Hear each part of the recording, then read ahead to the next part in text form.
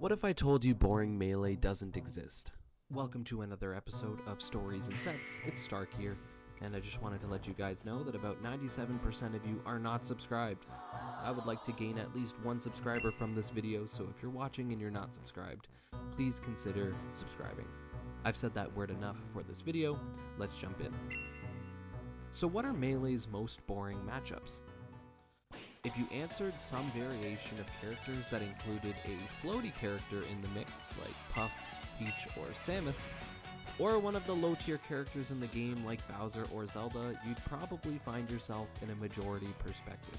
What if I told you that one of the most stacked majors of the year, Get On My Level 10, or GOML X in Toronto, Canada, with a bracket so stacked that we would see the likes of Zain, Jmook, Mango, Moki, Soonsay, Wizzrobe, Cody Schwab, and more, would end up having one of the most exciting sets in the whole tournament.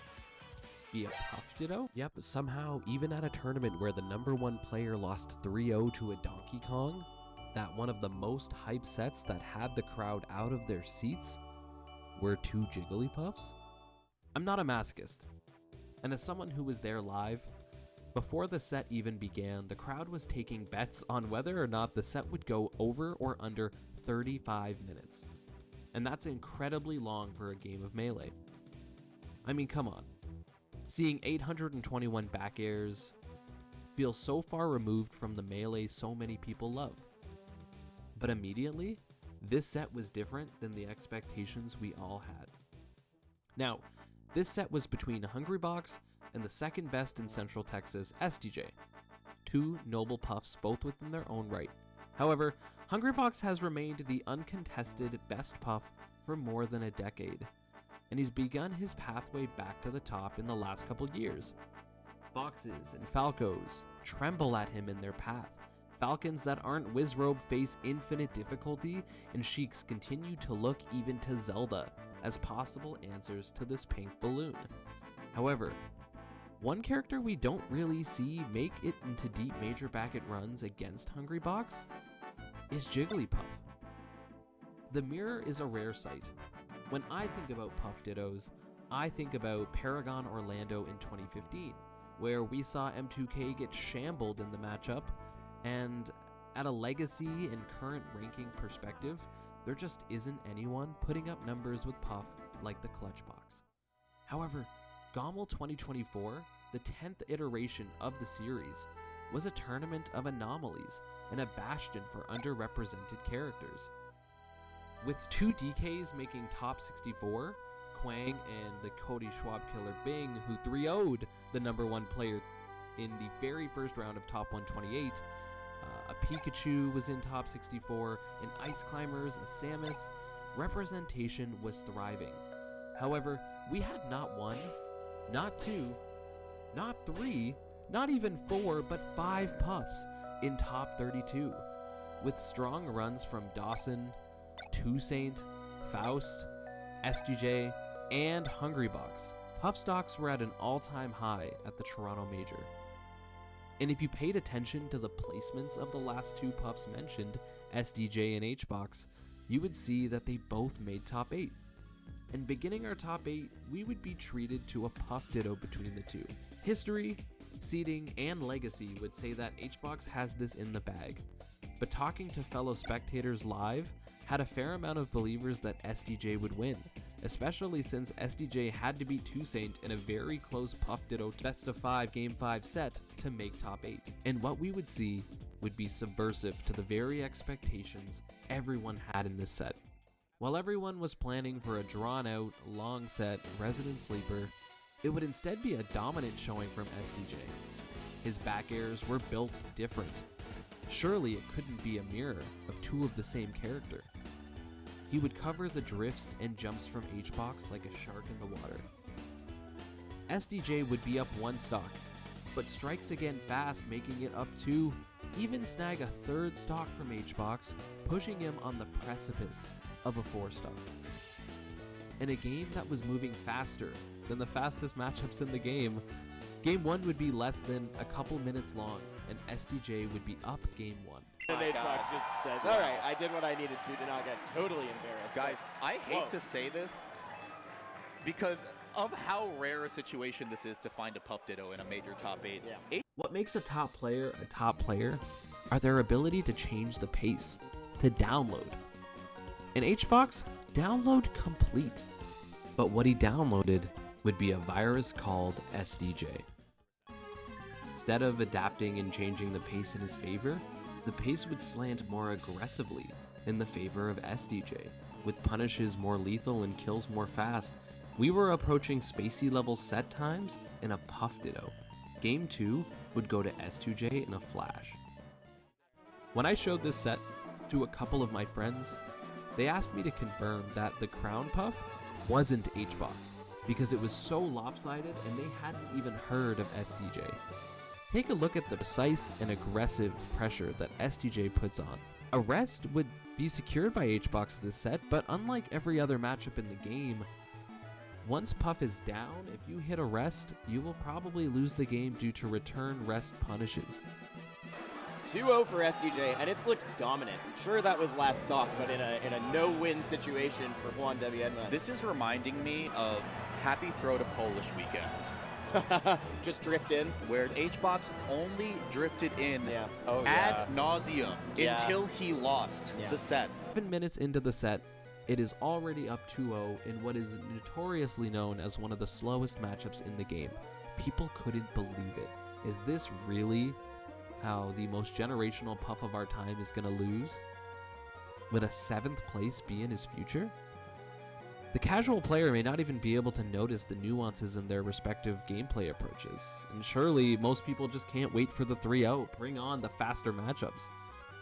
However, in Game 3 on Yoshi's, we'd begin to see some slight changes.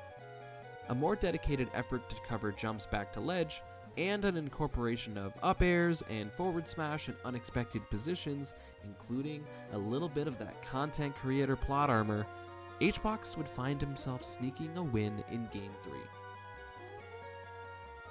Okay. A sigh of relief comes out. Look at him! What? Oh my god! Shit! Hungrybox challenging. Never doubt the content god, okay? Never doubt it. He's winning the tournament. Hungrybox challenging Zendaya in Challengers. He said, Puff Dittos are a relationship. And Even as a celebrator of clutches, the crowd was not pleased with the set prolonging, especially now since instead of Yoshi's, we would be going to Dreamland. If you don't know what Dreamland means in the Puff Ditto, let me break it down for you. 2 stocks taken after 3 minutes. It means resident sleeper in the crowd. People were debating leaving to go catch their flights. A timeout was looking very, very likely. And in this war of attrition, it would be Hbox, who wore down the clock and took Game 4, tying it up 2-2, a completely different vibe from the blowouts of the first 2 games, and a subtle shift in playstyle that would spell a final Game 5. CJ had to send a rest right there. That's going to be Game 5. Oh. Ladies and gents. Hbox is called the Clutch Box for a reason. On the verge of getting 3-0'd, would be his first Puff Ditto loss in over a decade, and somehow still alive. Somehow. I have been That's the at reason Get I On My lost him. Level for 10. Fountain of Dreams would be the stage up next as SDJ attempts to change the pace once more.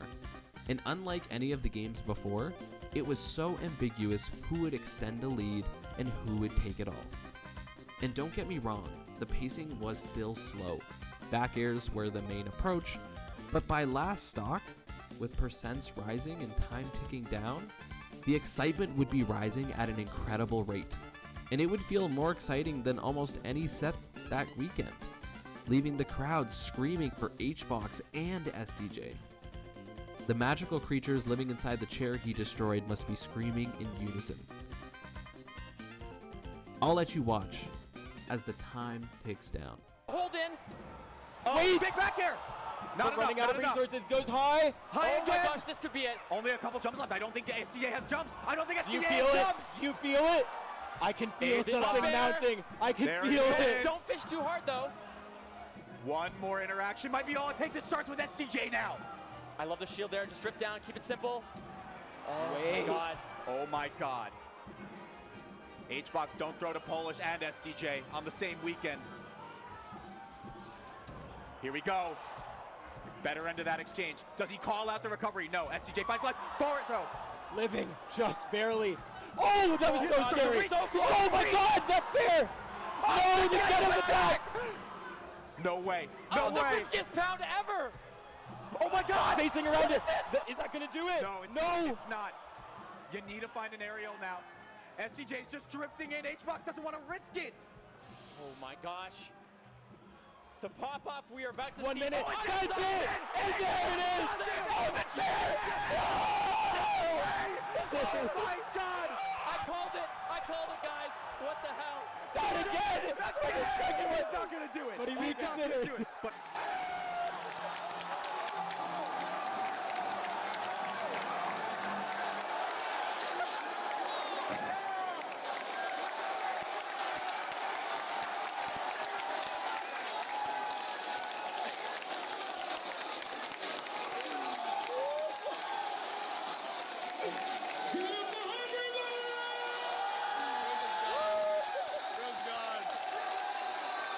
From the stray hits that almost killed, to the get-up attack that almost ended the set, Hbox would clutch it. A reverse 3-0 after two of the strongest first games from a Puff and a Puff Ditto against Hbox I've probably ever seen. Even the people who hated that it was Puff versus Puff found themselves screaming, and Hbox's reaction would be so overjoyed, so blown up and dramatic that it would cause Twitter discourse for a long time to come. So congrats to Hbox, GG's to SDJ, and cheers to what might have been the most exciting match of Puff Puff I've ever seen. Oh, and as far as discourse goes for chair slamming, I was very happy to win. So happy that I decided to give myself my own new forward smash, fully charged with a chair, which I threw into the stage next to me. it definitely sets a bad standard. I wouldn't want to see this in every tournament. But I would be being live in there at that moment if the crowd wasn't losing their minds at the excitement and his energy as the clutch box returned to the top. And by top, I mean he placed 5th. Thank you for watching Stories and Sets. My name is Stark, and have a great rest of your day.